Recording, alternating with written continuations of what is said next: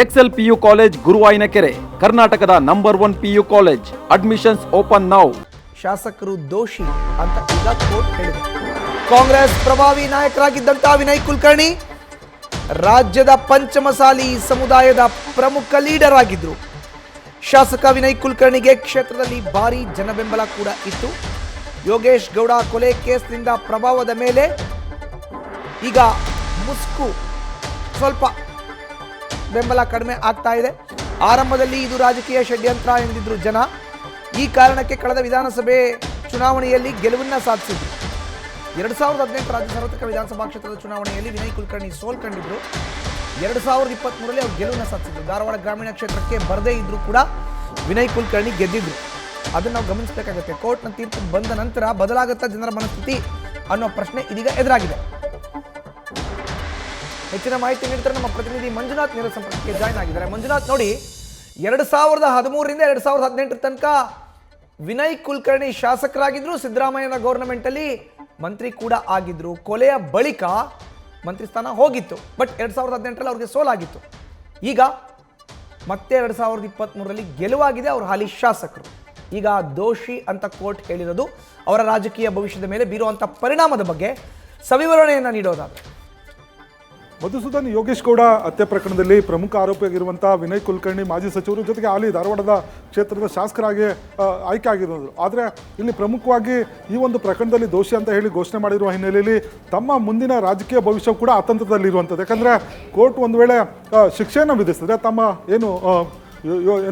ವಿನಯ್ ಕುಲಕರ್ಣಿ ಅವರ ಶಾಸಕ ಸ್ಥಾನವು ಕೂಡ ಅನರ್ಹ ಆಗುತ್ತೆ. 2 ವರ್ಷಕ್ಕಿಂತ ಮೇಲ್ಪಟ್ಟು ಅವರ ಒಂದು ಶಿಕ್ಷೆ ಪ್ರಮಾಣವನ್ನು ಪ್ರಕಟಿಸಿದ್ದೆ ಆದರೆ ಆಟೋಮೆಟಿಕ್ ಆಗಿ ಒಂದು ಜನಪ್ರತಿನಿಧಿಗಳ ಕಾಯ್ದೆ ಪ್ರಕಾರ ಶಿಕ್ಷೆ ಅನೌನ್ಸ್ ಆದ ನಂತರ ಅವರ ಶಾಸಕತ್ವ ಸ್ಥಾನವು ಕೂಡ ಅಮಾನತಾಗುತ್ತೆ. ಆದರೆ ಪಂಚಮಸಾಲಿ ನಾಯಕರಾಗಿದ್ದಂಥ ವಿನಯ್ ಕುಲಕರ್ಣಿ ಅವರು ಧಾರವಾಡದಲ್ಲಿ ಸಾಕಷ್ಟು ಖ್ಯಾತಿಯನ್ನು ಗಳಿಸಿದ್ರು, ಜೊತೆಗೆ ಪ್ರಭಾವಿ ಕೂಡ ಆಗಿದ್ರು. ಆದರೆ ಈ ಒಂದು ಪ್ರಕರಣದಲ್ಲಿ ಆರೋಪಿ ಅಂದ ಸಂದರ್ಭದಲ್ಲಿ 2023ಕ್ಕೂ ಮುಂಚೆ ಕ್ಷೇತ್ರಕ್ಕೆ ಪ್ರವೇಶ ಮಾಡದಂತೆ ಕೋರ್ಟ್ ಆದೇಶ ಇದ್ರೂ ಕೂಡ ಇಲ್ಲಿ 23ರ ಚುನಾವಣೆಯಲ್ಲಿ ಆಯ್ಕೆ ಆಗಿದ್ರು. ಜೊತೆಗೆ ಅಲ್ಲಿ ತಮ್ಮ ಪ್ರಭಾವವನ್ನು ಕೂಡ ಇಟ್ಕೊಂಡಿದ್ರು. ಯಾಕಂದರೆ ಇವರ ಪರವಾಗಿ ಅವರ ಪತ್ನಿ ಶಿವಲೀಲಾ ಆಗಿರ್ಬೋದು, ಜೊತೆಗೆ ಪುತ್ರಿ ವೈಶಾಲಿ ಇಬ್ಬರು ಕೂಡ ಕ್ಷೇತ್ರದಲ್ಲಿ ಕಾರ್ಯಪ್ರವೃತ್ತರಾಗಿ ಈ ಒಂದು ಕ್ಷೇತ್ರದಲ್ಲಿ ಹಿಡಿತವನ್ನು ಕೂಡ ಸಾಧಿಸಿದ್ರು. ಹಾಗಾಗಿ ಮುಂದಿನ ಚುನಾವಣೆಯಲ್ಲಿ ಯಾರು ನಿಲ್ತಾರೆ ಅನ್ನೋದ್ರ ಬಗ್ಗೆ ಈಗಾಗಲೇ ಒಂದಷ್ಟು ಚರ್ಚೆಗಳಾಗ್ತಿರುವಂಥದ್ದು. ಒಂದು ವೇಳೆ ಶಿಕ್ಷೆ ಪ್ರಕಟ ಆದರೆ ಜೈಲಿನಲ್ಲಿ ಇರಬೇಕಾಗತ್ತೆ.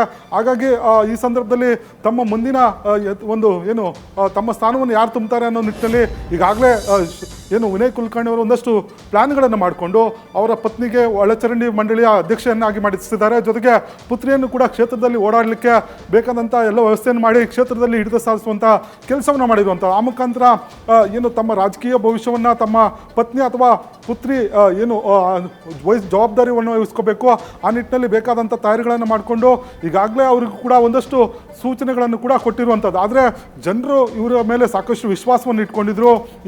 ಈ ಒಂದು ಕೊಲೆ ಪ್ರಕರಣದಲ್ಲಿ ವಿರೋಧ ಪಕ್ಷ ತಮ್ಮ ವಿರುದ್ಧ ಒಂದು ಷಡ್ಯಂತ್ರ ಮಾಡಿದ, ಜೊತೆಗೆ ಇದು ಕುತಂತ್ರ ಇದೆ ಇದರ ಹಿನ್ನೆಲೆಯಲ್ಲಿ ಅನ್ನೋ ಒಂದು ಹೇಳಿಕೆಗಳನ್ನು ಕೊಟ್ಟು ಅಲ್ಲಿ ಜನರ ವಿಶ್ವಾಸವನ್ನು ಗಳಿಸಿದ್ರು. ಆದರೆ ಈಗ ಕೋರ್ಟ್ ದೋಷಿ ಅಂತ ಹೇಳಿದೆ. ಈ ಒಂದು ಹಿನ್ನೆಲೆಯಲ್ಲಿ ಅವ್ರಿಗಿದ್ದಂಥ ಜನಬೆಂಬಲ ಏನಿತ್ತು ಅದು ಮುಂದಿನ ದಿನಗಳಲ್ಲಿ ಬದಲಾವಣೆ ಆಗುತ್ತೆ ಅನ್ನೋದನ್ನ ಕಾದು ನೋಡಬೇಕಾಗಿರುವಂಥದ್ದು. ಮಧುಸೂದನ್. Manjunath, very interesting. ಈಗಾಗಲೇ ಅವರ ಕುಟುಂಬಸ್ಥರು ಕೂಡ ರಾಜಕೀಯಕ್ಕೆ ಪ್ರವೇಶವನ್ನು ಪಡೆದಿದ್ದಾರೆ. ನೀವು ಈಗಾಗಲೇ ಉಲ್ಲೇಖ ಮಾಡಿದ್ರಿ. ಮಂಡಳಿಗಳಿಗೆ ಅಧ್ಯಕ್ಷರಾಗಿ ನೇಮಕ ಮಾಡೋದ್ರ ಮುಖಾಂತರ ಅವ್ರನ್ನೂ ಕೂಡ ರಾಜಕೀಯ ಅಖಾಡಕ್ಕೆ ಇಳಿಸಿದ್ದಾರೆ. ಮುಂಬರುವಂಥ ದಿನದಲ್ಲಿ ಅವರ ಪತ್ನಿ ಮತ್ತು ಮಗಳು ಯಾರಿಗೆ ಕ್ಷೇತ್ರದಲ್ಲಿ ಹೆಚ್ಚಿನ ಜನಮನ್ನಣೆ ಸಿಗುವಂಥ ಸಾಧ್ಯತೆ ಇದೆ ಅಂತ ಉಲ್ಲೇಖ ಮಾಡ್ತೀರಿ ಈ ಸಂದರ್ಭದಲ್ಲಿ?